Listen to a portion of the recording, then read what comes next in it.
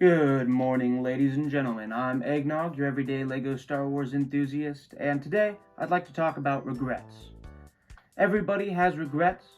It's a natural part of life, and regrets might be what makes life worth living. But I'm not a philosopher. I'm a LEGO Star Wars collector. So today I'm going to take you through a little list of some things I regret doing. The year is 2014, and I'm a huge Star Wars Rebels fan. Unlike a lot of people who took a couple seasons for them to get invested into the show, I love Star Wars Rebels from the very beginning. This is the same time where LEGO comes out with the Ghost set, retailing for $90. I didn't buy it. I don't know why I didn't. I definitely wanted it. I loved the characters. I loved the ship. And nowadays, that set sells for $700, so it's not anything I'm going to be seeing in my hands anytime soon. So that's a huge regret of mine.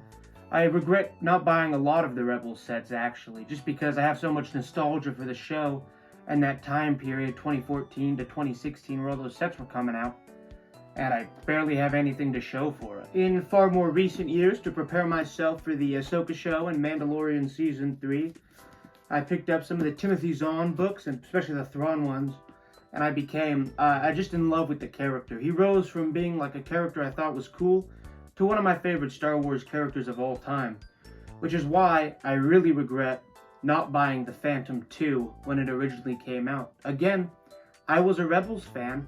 I don't know why I didn't buy this. It was relatively cheap at the time, and nowadays, I mean, that set goes for $200, and that Thrawn is one of the most valued minifigures out there, and again, probably not something I'm going to be seeing for a long time, unless, of course, this year we get a new Thrawn minifigure, which would be awesome. But until then, I'm going to be regretting not buying that Phantom 2. On the topic of Mando Season 3, the new trailer recently came out, and there were some characters in the trailer that made me regret not buying a few more of the Mandalorian Battle Packs back in the day. It's a retired set now, and those figures are just going to go up in price. I was lucky enough able to get one. I should have bought more. So yeah, I regret that, but how was I supposed to know that these characters in a battle pack were like going to become part of the Star Wars canon? It's so cool that they did it, but it makes me wish I bought a couple more of the sets. Now, for the next thing I regret, we're going to go outside of the bounds of Star Wars, because believe it or not, I like a lot of other things than Star Wars, and one of those things is that I'm a huge Lord of the Rings fan. But when the Lord of the Rings sets came out, I didn't buy very many of them.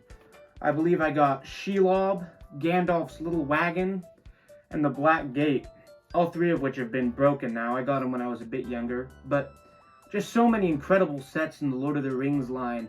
Helm's Deep, the Tower of Orthanc, just so many other examples that I wish I had, because my love for Lord of the Rings has just grown and grown as the years passed and passed, but now all those sets are so expensive, and I regret not buying them when they were initially out.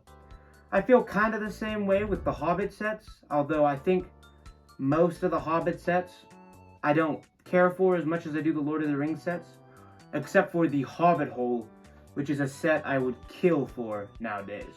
Now, not too long ago, I finished KOTOR, and it really makes me wish I got that Darth Revan promotion, May the 4th promotion, back in 2014 and 2016 while I was going. Back then, I didn't know who Darth Revan was. I didn't care. Nowadays, he's a $200 figure that I really want, that I probably won't have for a long time. But it's cool that he exists. I think it's awesome that we have that Darth Revan minifigure, and I think, honestly, he's worth the price. But doesn't mean I don't regret it. Now, like I've stated before, I'm a pretty big Rebels fan, but I'm also a huge Andor fan. It was my favorite TV show of this year, and in my eyes, some days it's a little bit above, and some days it's a little bit below Mandalorian for my favorite Star Wars TV show. But when Andor had Wolf Yularen come in as a little cameo, it made me very upset that I never got the poly bag back in the day, considering how expensive that character is now. I believe it's like $100 to get him.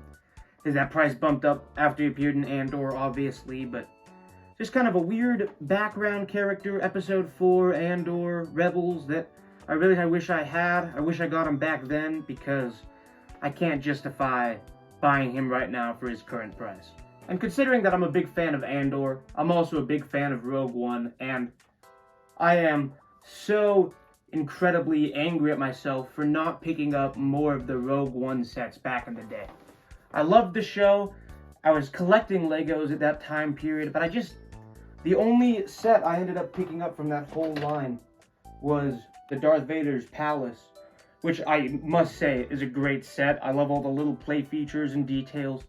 Definitely will be a review on this one soon. It was in the Kenobi show.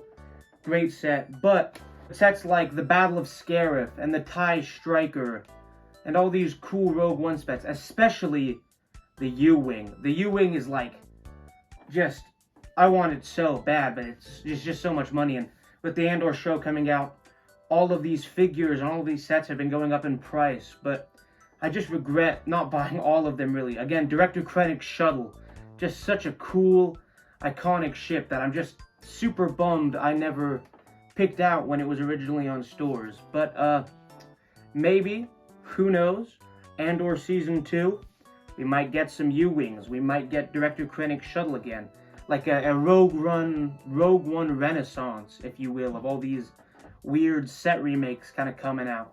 That would be awesome. But until then, I really regret not picking up a lot of the Rogue One sets, especially just because of the figures. I mean, I'm missing so many members of the Rogue One team. I don't have Shore Troopers, all of these cool characters that I wish I had that I don't. And to finish this video off, I mean, this is the most obvious thing I can come up with. And even though when this Lego set came out, I was more interested in eating the Lego pieces than I was with playing with them. But if I got a time machine, the first thing I'd do is go back in time and buy as many of those 2003 Cloud Cities as I could. This set is incredible. I'm sure it's maybe half of all Star Wars collectors, it's their white whale. Everybody wants Cloud City, and I mean, to say I don't not regret not buying it when I was, I don't know, a little gargling toddler, but still, that's a set I really want, so I do regret not getting it. But because I didn't get all these sets in the past, it just gives me something to work for. I wake up in the morning knowing they're not in my collection. It motivates me to get out of my bed and work and keep on pushing so that one day they might be in my collection.